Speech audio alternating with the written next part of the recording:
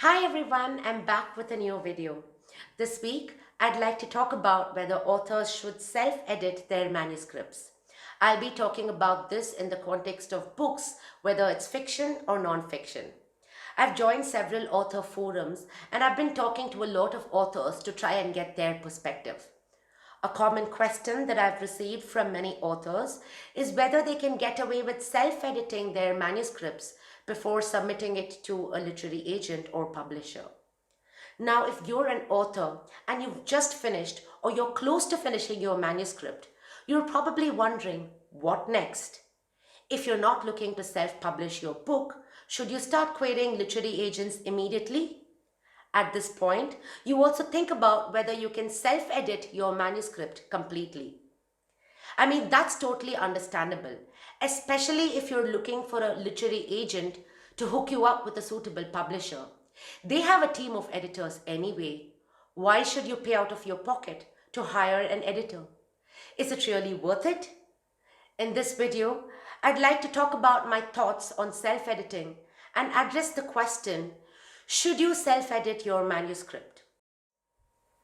To cut the long story short, yes, as an author, you should definitely self-edit your manuscript at least once. But can you rely solely on self-editing? Now, I'm not going to tell you that hiring a professional editor is always the best choice since every book is different. But I'd like to put things in perspective and tell you why sometimes professional editing is a crucial piece of the literary puzzle. Now, one of the reasons authors think that they can rely solely on self-editing is because they think that an editor's job is mainly to proofread and fix grammatical errors, and authors, especially if they're native English speakers, think that they can fix this themselves. But an editor's job goes beyond proofreading and fixing grammatical errors. There are different types of editing and I'll briefly discuss them now. If you'd like me to discuss the types of editing in detail, I'll be happy to make a separate video on that. Now, the first type of editing is developmental or substantive editing. A developmental editor examines all elements of your writing from single words to phrasing of sentences and overall structure and style. They dig deep into your manuscript to address plot holes or gaps, problematic characterization, and setting.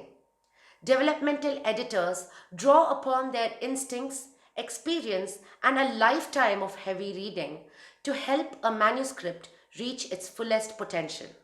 Now, in my experience working as a developmental editor, I can tell you that even the best writers, and editors for that matter, need a fresh and different perspective when it comes to their work. An editor knows when to rein in a writer who has galloped out of control, especially when they're indulging in prose that is too flowery. An editor can do this best because they're an experienced and impartial observer. Whereas as an author, one tends to be blinded by what they've written, especially when it comes to plot, pacing, and characterization. A skilled developmental editor helps enhance and strengthen the writer's authorial voice by removing aspects that dilute it while retaining the author's original language, expression, and tone. Now, the second type of editing is called copy editing.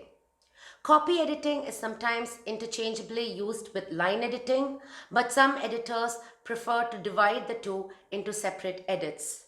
This could really depend on the kind of text you're editing. Now, if I'm editing a book that isn't too heavy, I personally prefer to combine copy editing with line editing. But if I'm editing a fairly intense book with heavy material, like a legal textbook, then I prefer to separate the two. Line editing falls in between developmental editing and copy editing. A line editor looks at your book line by line, considers your word choice and the power and meaning of each sentence. Copy editors, on the other hand, focus on grammar, paragraph structure, dialogue, description, and overall tone. Now, the third type of editing is proofreading. Proofreading is the very last step in the editing process. This involves correcting grammar, punctuation, typos, and addressing other formatting inconsistencies. Technically, a writer with a good grasp of the language and a keen eye for detail can do this themselves.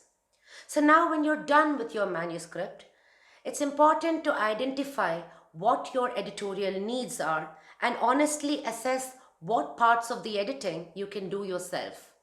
This would really depend on what your book is about.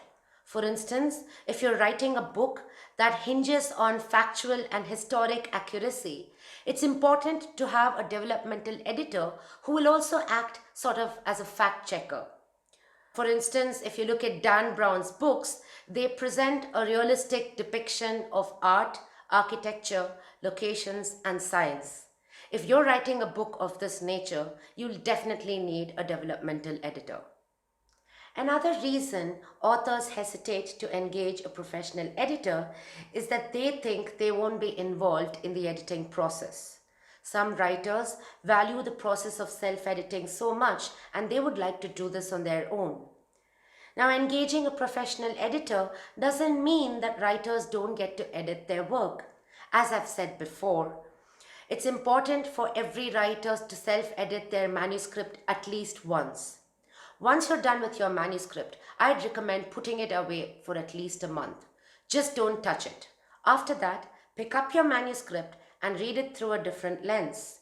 Ideally, you should go through 2 or 3 edits on your own and have friends or beta readers reading it before submitting it to a professional editor. An editor will be more inclined to care about your work if you care about your work. If your book has a lot of typos, inconsistencies, and errors, you risk giving off the vibe that you don't care too much about your work. Also, you don't want to get a professional edit with things you are going to change anyway and just didn't get around to. This just wastes your money and your editor's time. So it's important to go through a couple of edits on your own before you approach an editor. And don't worry, an editor will not take away the editing that you'd have to do. So, the third reason authors hesitate to engage an editor is that they believe that only bad or poor writers need an editor. I believe that this way of thinking has its roots in a flawed educational system that we've all grown up in, where we are taught from a young age that red ink means bad work. This couldn't be more untrue. The editing process is a creative partnership between the author and the editor. Being edited is not a value judgment on your work or creativity. Editing is simply the next step in the process and requires a different set of skills. While authors tend to be more creative and spend time and energy developing the left side of their brain, editors are more analytical and spend time and energy developing the right side. Of course, I'm not saying that these two cannot coincide. Everyone uses both sides of their brain after all, but my point is that A does not necessarily equal B in this case. I know brilliant writers who are terrible editors and amazing editors who cannot write to save their lives. Writing and editing are two related but different sets of skills, and while it helps if an editor is also a writer or vice versa, the two are not the same. So, I hope that this video gives you guys some clarity on what editing is all about and helps you decide for yourself the extent to which you can rely on self-editing. Do let me know if you have any questions and what types of videos you'd like to see in the comment section below. Please like this video and hit the bell icon to subscribe to The Glass Slipper. That's all for now, folks, and I'll see you guys soon.